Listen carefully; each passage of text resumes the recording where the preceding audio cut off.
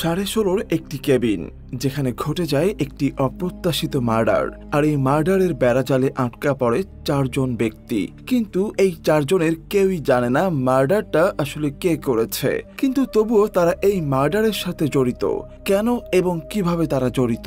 সত্যি তাদের মধ্যে কি কেউ খুনি, নাকি এর মধ্যেও রয়েছে অন্য কোনো টুইস্ট? বলছিলাম আফরান নিশো অভিনীত 16.5 সিরিজটির কথা। এই সিরিজটি দেখতে হলে আপনাকে শক্ত হয়ে ব্রেন নিয়ে বসতে হবে, কারণ প্রতিটি মুহূর্তে সামনে আসতে থাকবে একের পর এক টুইস্ট। আর গল্পের আসল খুনিকে দেখার পর আপনি নিজেও চমকে যাবেন। তাই চলুন আর কথা না বাড়িয়ে সরাসরি চলে যায় মূল গল্পে। ওয়েব সিরিজের প্রথম দৃশ্যে দেখানো হয় একটি ফ্যাক্টরির 2 জন শ্রমিক একে অপরের সাথে দুষ্টুমি করছে। তাদের কথা শেষ না হতে তাদের উপর ফ্যাক্টরির বিল্ডিং ভেঙে পড়ে। এতে কয়েক হাজার মানুষ মারা যায়, আর এতে ওই শ্রমিকদের পরিবারের সদস্যরা তাদের প্রিয়জন হারায়। কিছু মা বাবা তাদের সন্তানদের ছবি নিয়ে ফ্যাক্টরির আশেপাশে পাগলের মতো ঘুরে বেড়াতে থাকে। এখানেই এই সিন কাট হয়ে যায়। তার পরের সিন চলে আসে 27 মাস পরের দৃশ্য। এখানে জানা যায় এই ফ্যাক্টরির নাম এম্পায়ার শু ফ্যাক্টরি।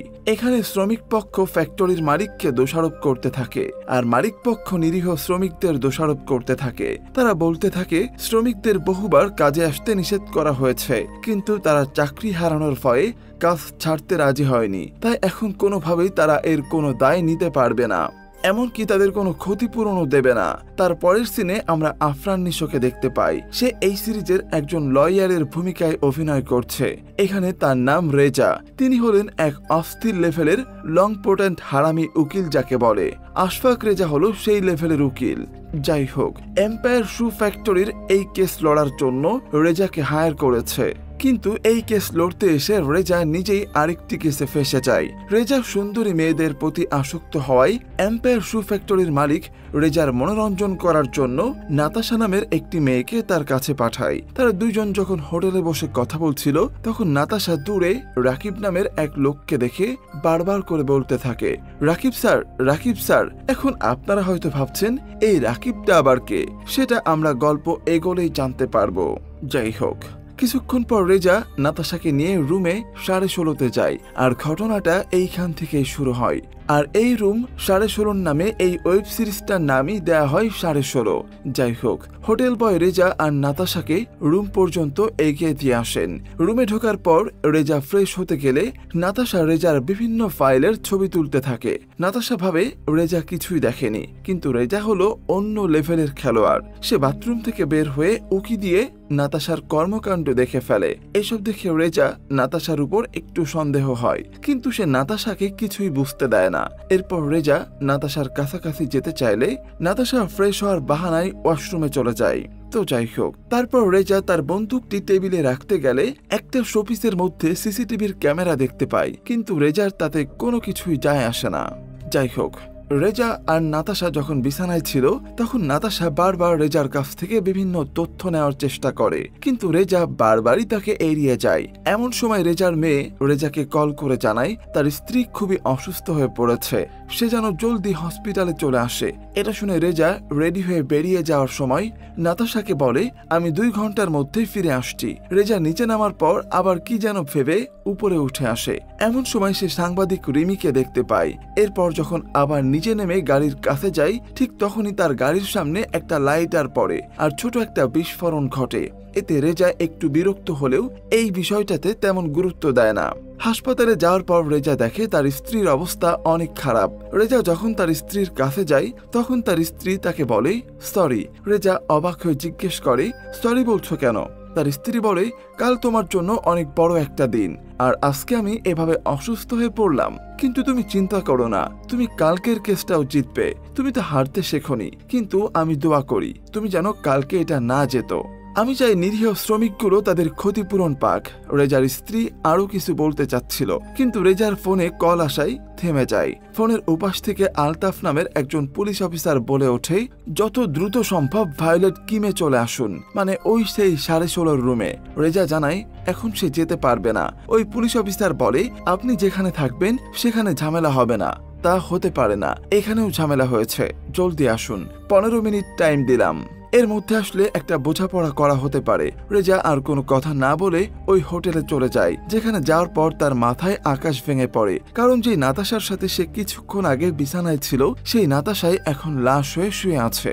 তো যাই হোক, এমন সময় পুলিশ অফিসার আলতাফ রেজার পিছন থেকে বলে ওঠে, এত কাছাকাছি কিভাবে করলেন?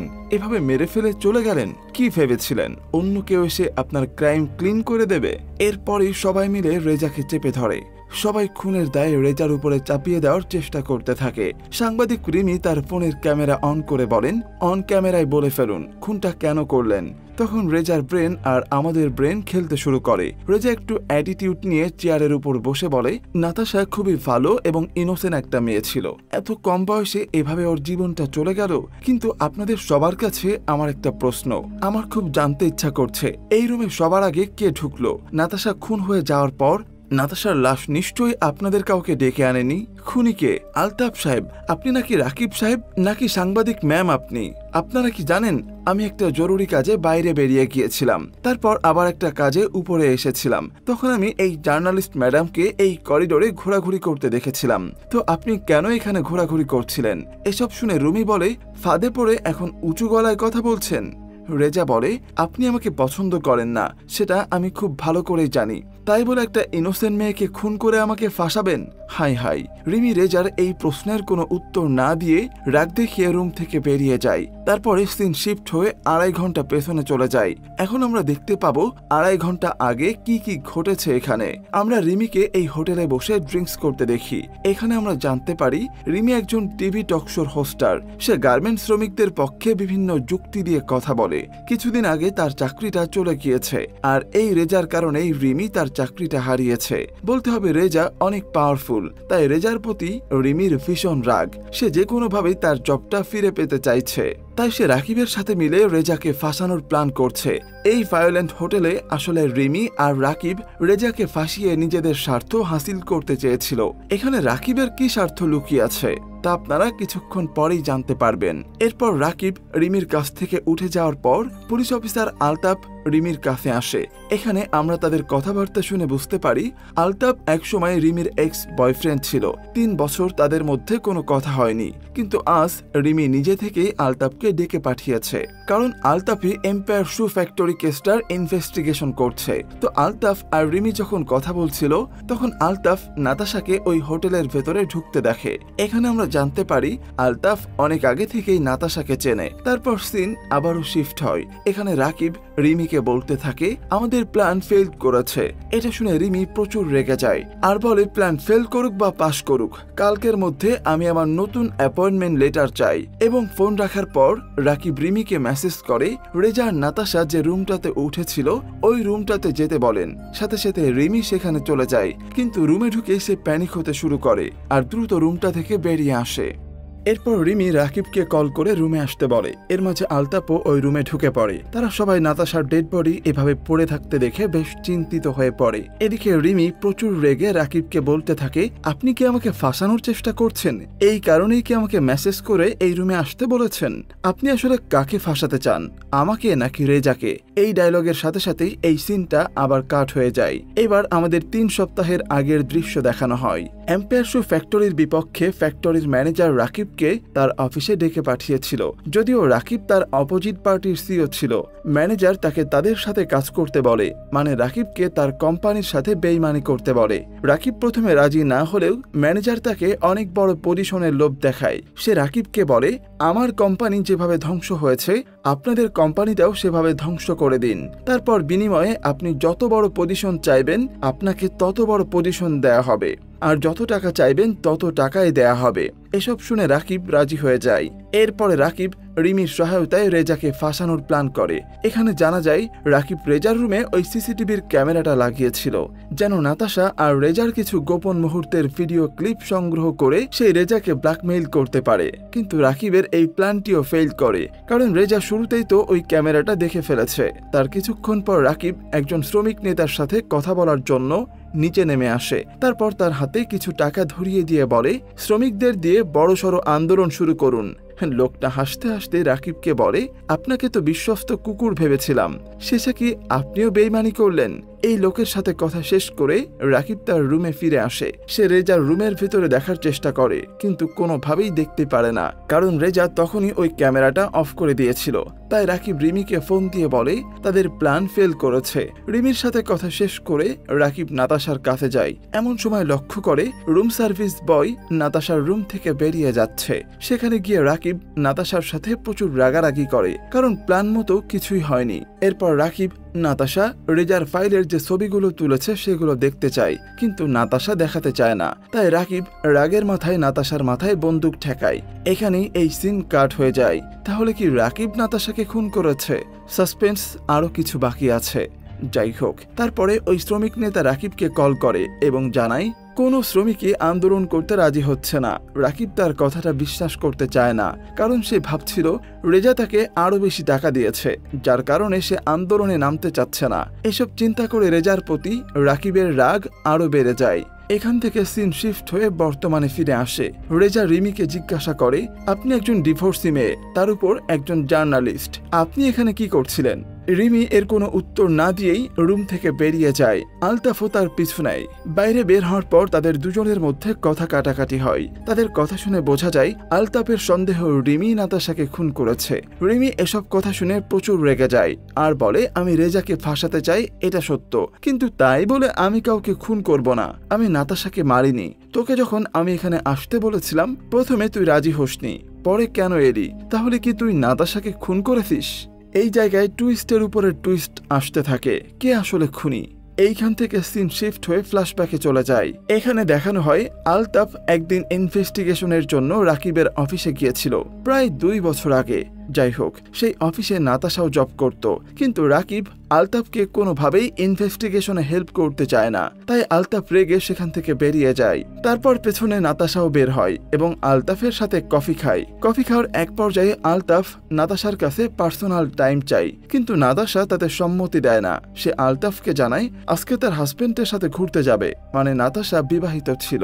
অ্যাকচুয়ালি এখানে একটা বিষয় ক্লিয়ার করে দিই, সেটা হচ্ছে নাতাশা হলো একটা গোল্ড ডিগার, মানে টাকা খায় আর সেই বিনিময়ে তার বসের হয়ে কাজ করে এবং বিভিন্ন উপর মহলের লোকেদের সাথে ঘনিষ্ঠ হয়। যাই হোক, নাতাশার এই কথাটা আলতাফের মোটেও ভালো লাগে না, কিন্তু কি আর করার। তারপর আলতাফকে বিদায় জানিয়ে নাতাশা সেখান থেকে চলে যায়। আর এদিকে রেজা যে কেসটা লড়ছিল ওই কেসটাতে আলতাফও জড়িত ছিল, যে কারণে রেজা তাকে ঘুষ অফার করেছিল, কিন্তু সেই ঘুষটা রিজেক্ট করেছিল। যাই হোক, এরপর একদিন আলতাফের ফোনে একটা কল আসে। ফোনের ওপাশের লোকটা বারবার আলতাফকে হুমকি দিতে থাকে। তারপর হঠাৎ করে জানায় আলতাফকে ট্রান্সফার করা হয়েছে। হাতের কাটা আয়না দিয়ে দেখা লাগে না। আলতাফ বুঝে যায় এই কাজটা আশফাক রেজাই করেছে, কারণ তার ঘুষের অফারটা সে ফিরিয়ে দিয়েছিল। এতে আলতাফও রেজার উপরে ভীষণ রেগে যায়। তাই সেও মনে মনে রেজাকে ফাঁসানোর পরিকল্পনা করতে থাকে। এরপর হোটেলে যাওয়ার পর সে যখন নাতাশাকে দেখতে পায় তখন তার সাথে একটু কথা বলার সুযোগ খুঁজতে থাকে। অবশেষে সে ওই সুযোগ পেয়েও যায়। সুযোগ বুঝে আলতাফ নাতাশার কাছে যায়। নাতাশা আলতাফকে দেখে রুমের দরজা বন্ধ করে দিতে যায়, কিন্তু আলতাফ জোর করে ওই রুমে ঢুকে যায়। তারপর নাতাশাকে জিজ্ঞেস করে, তোমার বসের আসলে প্ল্যানটা কি? রেজার সাথে কি করবে? নাতাশা আলতাফের প্রতিটা প্রশ্ন ইগনোর করে যায়। এসবে আলতাফ প্রচুর রেগে যায় আর নাতাশার সাথে জোর জবরদস্তি করতে শুরু করে। আর এখানেই এই সিনটা কাট হয়ে যায়। কি ভাবছেন, আলতাফ কি নাতাশাকে খুন করেছে? এটাই আসলে টুইস্ট। আমাদের দেখার পালা যে এই 4 জনের মধ্যে কেউ তো একজন নাতাশাকে খুন করেছে, এবং সেটা কে আমরা সামনেই জানতে পারবো। এরপর দৃশ্য বর্তমানে ফিরে আসে। নাতাশার মার্ডার কেসে সবাই মিলে রেজাকে ফাঁসানোর চেষ্টা করছে। রেজা তাদের সবাইকে উদ্দেশ্য করে বলে, যত দ্রুত সম্ভব এই ব্যাপারটা ক্লোজ করুন, আমাকে আমার স্ত্রীর কাছে যেতে হবে। আলতাফ বলে, আসল খুনি বের না হওয়া পর্যন্ত আপনি এখান থেকে নড়তে পারবেন না। রাকিব রেজাকে বলে, আপনি একটা ডিল করুন, আগামীকালের কেসে আপনি ইচ্ছা করে হেরে যাবেন, তাহলে সবকিছুর সমাধান হয়ে যাবে। তখন রেজা বলে, আমি না হয় কেস থেকে সরে গেলাম, কিন্তু নাতাশার ডেড বডির কি হবে? কালকের কেস থেকে সরে যাওয়া আমার জন্য অনেক সহজ, কিন্তু নাতাশার কেসটার সাথে তো আপনারা সবাই জড়িত। রেজার কথা শেষ হওয়ার আগেই রিমি হাতে বন্দুক নিয়ে সবাইকে ভয় দেখানোর চেষ্টা করে।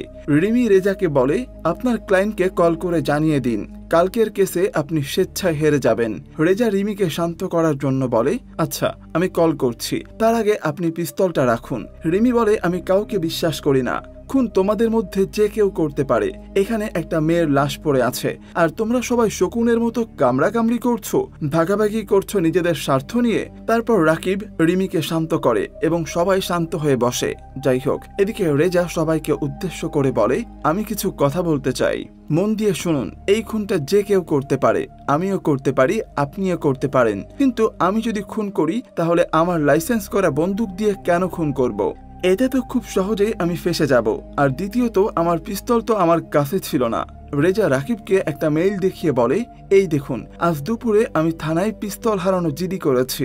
এরপর রেজা রাকিবকে উদ্দেশ্য করে বলে, খুনটা তো আপনিও করতে পারেন, এমনও তো হতে পারে আপনি আমার পিস্তল দিয়ে খুন করে আমাকে ফাঁসানোর জন্য পিস্তলটা লাশের পাশে রেখে দিয়েছেন।